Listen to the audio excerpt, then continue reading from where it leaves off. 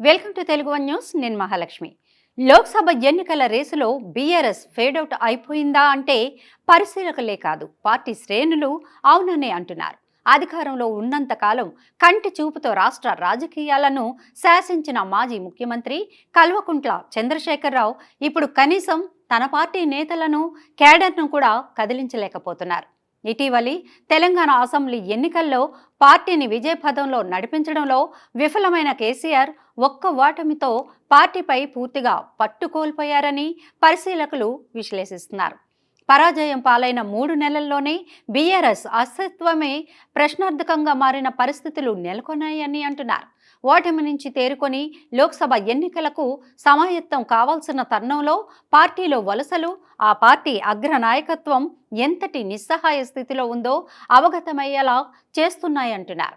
ఇక వచ్చే లోక్సభ ఎన్నికల్లో రాష్ట్రంలోని 17 స్థానాల్లో నిలబడేందుకు అభ్యర్థులే దొరకని దయనీయ స్థితికి పార్టీ దిగజారిపోవడం నాయకత్వ లోపంగానే పరిశీలకులు విశ్లేషిస్తున్నారు.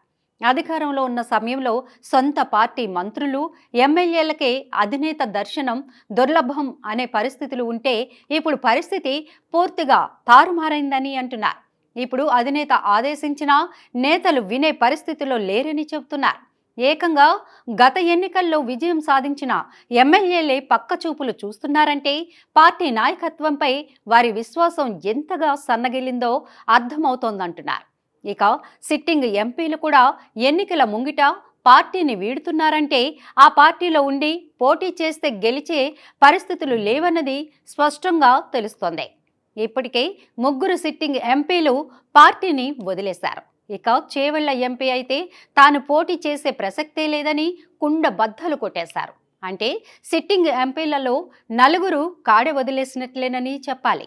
ఇంకా మహబూబ్ నగర్ ఎంపీ మన్నె శ్రీనివాస్ కూడా టికెట్ ప్రకటించినా పోటీ చేస్తారన్న నమ్మకం లేదని ఆయన అనుచరులు చెబుతున్నారు. ఇప్పటికే టికెట్ ఖరారు చేసిన నామా నాగేశ్వరరావు బీజేపీ వైపు చూస్తున్నారు.